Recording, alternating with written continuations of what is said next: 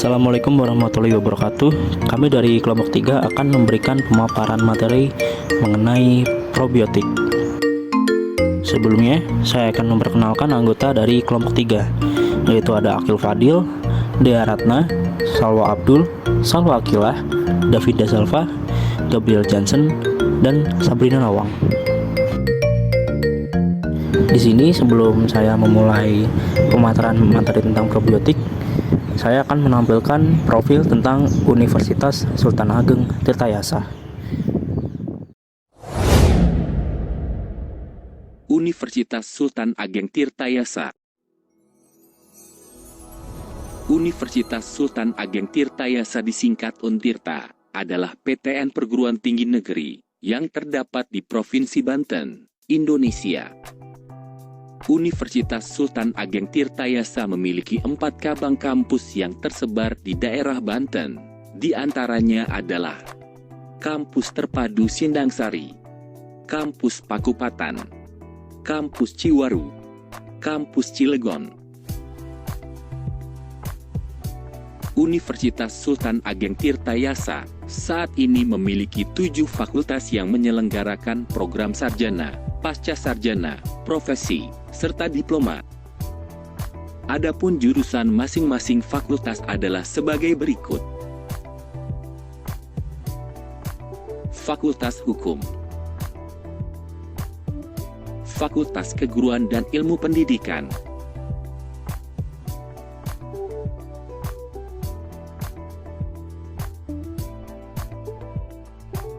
Fakultas Teknik, Fakultas Pertanian, Fakultas Ekonomi dan Bisnis, Fakultas Ilmu Sosial dan Politik, Fakultas Kedokteran. Pasca Sarjana.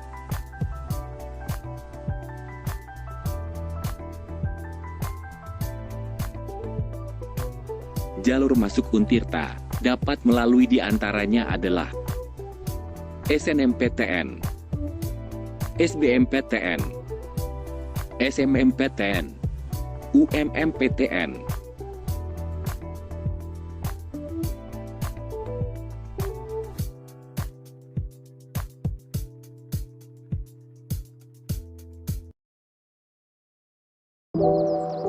Di sini, kami akan menjelaskan tahapan-tahapan mengenai penjelasan materi probiotik.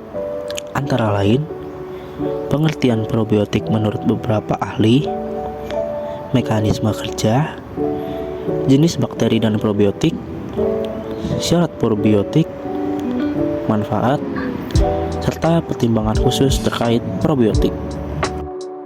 Topik pertama yang akan kita bahas adalah pengertian probiotik menurut beberapa ahli. Menurut Fuller pada tahun 1987, probiotik yaitu makanan tambahan atau suplemen berupa sel-sel mikroba hidup yang memiliki pengaruh menguntungkan bagi hewan inang yang mengkonsumsinya melalui penyeimbangan flora mikroba intestinalnya. Setelah itu, menurut Salminen et al. Pada tahun 1999 menyatakan bahwa probiotik merupakan segala bentuk preparasi sel mikroba atau tidak selalu harus hidup atau komponen sel-sel mikroba yang memiliki pengaruh menguntungkan bagi kesehatan dan kehidupan inang. Berikutnya, menurut Rianto pada tahun 2003 meredefinisikan bahwa probiotik yaitu suplementasi sel mikroba utuh atau tidak harus hidup atau komponen sel mikroba pada pakan atau lingkungan hidupnya yang menguntungkan inang. Setelah itu, menurut FAO atau Food and Agriculture Organization, mereka memberikan pendapat bahwa probiotik adalah suatu mikroorganisme hidup yang bermanfaat bagi kesehatan inang, baik itu hewan maupun manusia. Di sini ada namanya mekanisme kerja prebiotik. Nah, yang pertama itu prinsip kerja prebiotik yang pertama yaitu dengan memanfaatkan kemampuan organisme itu sendiri dengan menguraikan rantai panjang karbohidrat, protein, dan lemak. Nah, kemampuan ini boleh karena di probiotik itu sendiri terdapat enzim-enzim khusus yang dimiliki mikroorganisme untuk memecah ikatan. Sebagai contoh, enzim lipase untuk memecah lemak menjadi gliserol, enzim amilase memecah karbohidrat menjadi glukosa, dan protease memecah protein menjadi asam amino atau peptida. Kemudian yang kedua adalah pemecahan molekul yang sudah dipecah tadi oleh enzim-enzim tersebut akan diserap oleh usus. Nah, di sini bagian usus yang menyerap nutrisi yang sudah dipecah tadi di bagian jejunum. Nah, sebagai info, jejunum ini memiliki panjang sekitar 2,5 meter dan memiliki lipatan yang disebut sebagai villi.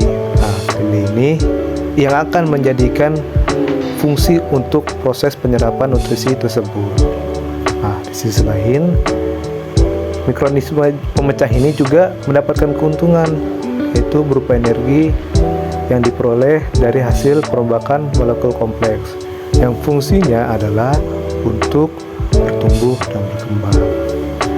Nah, yang ketiga itu ada mekanisme bagaimana mikroba memengaruhi kesehatan. Nah, ini harus dilakukan investigasi untuk membedakan basis mekanistik ataupun biologi untuk manfaatan kesehatan yang dihasilkan oleh probiotik.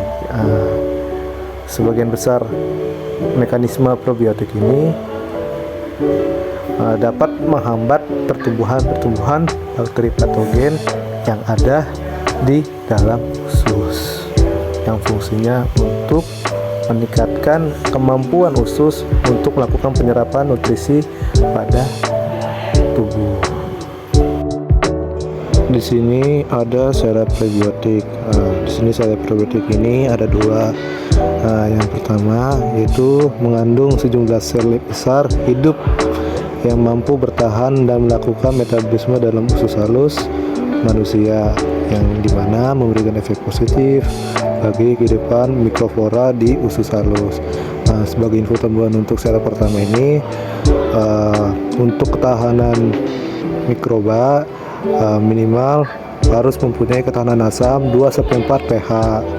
Nah, yang kedua itu ada probiotik juga harus mampu menempel pada sel epitel usus manusia, yang dimana mampu membentuk kolonisasi pada saluran pencernaan. Nah, bagian yang bisa menempel ini pada probiotik itu disebut adesin. Nah, adesin itu apa sih? Nah, adesin itu adalah protein atau struktur molekul yang terdapat pada protein probiotik, yang dimana bisa memungkinkan untuk melekat pada sel epitel usus. Nah, yang ketiga itu ada mampu menghasilkan zat antimikroba dan memberikan pengaruh yang menguntungkan bagi kesehatan. Nah, zat antimikroba ini ada banyak. Salah satunya itu ada asam laktat. Nah, asam laktat ini diproduksi oleh bakteri Lactobacillus sp bifidobacterium. Nah, ini merupakan penghasil bakteri asam laktat. Nah, yang kedua itu ada hidrogen peroksida. Nah, hidrogen peroksida ini biasanya juga diperoleh oleh bakteri Lactobacillus. Nah, yang ketiga itu ada bakterisin yang diperoleh oleh Lactobacillus juga. Yang ketiga itu ada peptida antimikroba. Nah, yang keempat itu sudah pasti tidak bersifat patogen dan aman jika dikonsumsi. Nah, di sini ada manfaat probiotik. Nah, manfaat-manfaat apa aja sih yang kita peroleh ketika kita memiliki kebiasaan mengkonsumsi probiotik? Nah, di sini ada salah satunya mampu meningkatkan pertahanan imunitas non-spesifik. Probiotik dari jenis Lactobacillus ini, KCI dan Lactobacillus bulgaricus, diketahui dapat meningkatkan produksi makrofag dan mengaktifkan fagosit baik penelitian pada manusia ataupun tikus percobaan.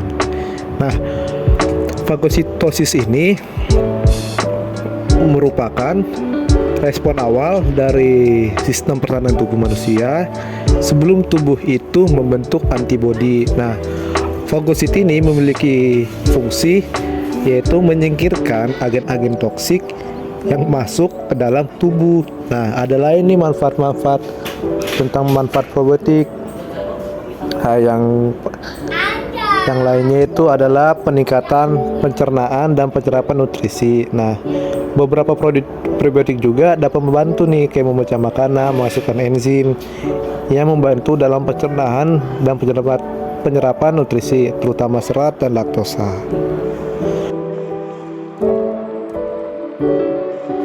Nah, di sini ada pertimbangan khusus terkait probiotik. Nah, penggunaan probiotik oral secara umum dianggap aman. Namun, tetap ada beberapa efek samping dari probiotik itu sendiri. Nah, efek samping yang paling sering dialami terutama oleh manusia yaitu adalah gangguan gastrointestinal seperti kadang perut kembung, mual, feses lembek, dan taste disturbance. Namun biasanya ini memiliki skala yaitu ringan dan akan membaik jika terus digunakan.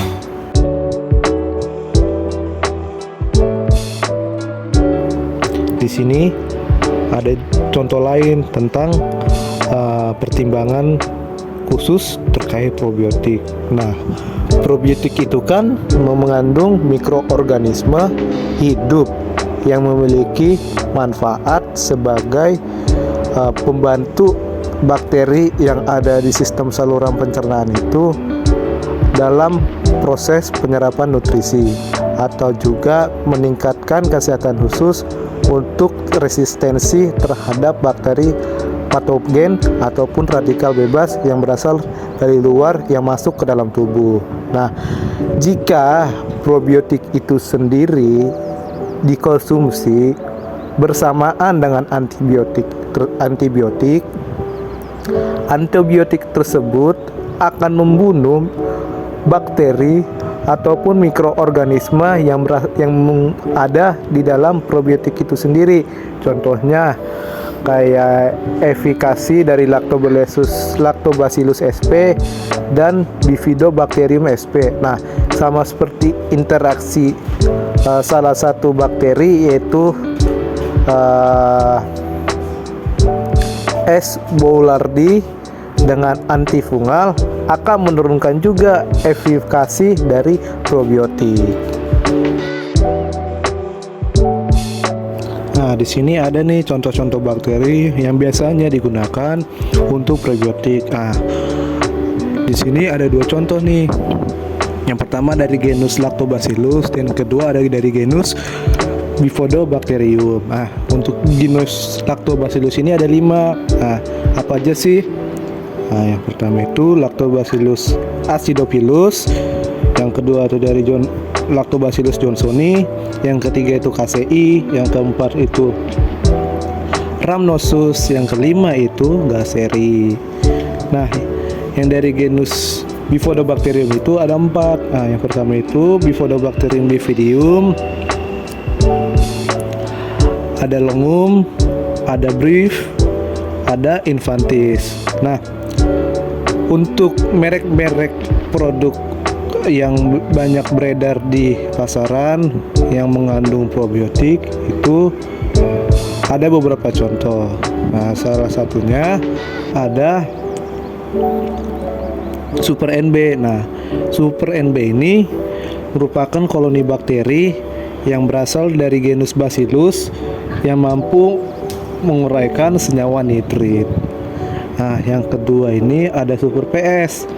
Nah, Super PS ini yang merupakan koloni bakteri sulfur chemototroph seperti bakteri Thiobacillus mampu menguraikan senyawa H2S yang bersifat toksik bagi udang.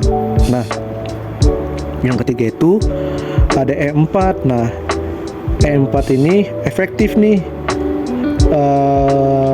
dalam memperbaiki kualitas air.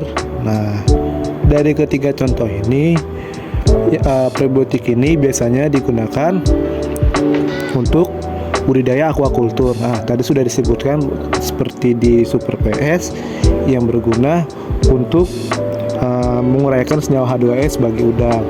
Nah, ada lagi tiga produk ini juga pun bisa digunakan untuk jenis-jenis ikan lain, kayak contoh ikan nila, ikan gurame, ikan mas, ataupun bagi-bagi para pecinta ikan yang untuk skala kecil kayak kolam kecil ataupun di akuarium. Nah, di sini ada beberapa daftar pustaka yang kami jadikan sebagai referensi untuk materi ini. Sekian dari pemaparan materi yang telah kami sampaikan. Kiranya jika ada kata-kata yang kurang berkenan didengar, kami meminta maaf sebesar-besarnya, dan juga apa yang kami sampaikan pada video ini semoga bermanfaat bagi kita semua. Assalamualaikum warahmatullahi wabarakatuh.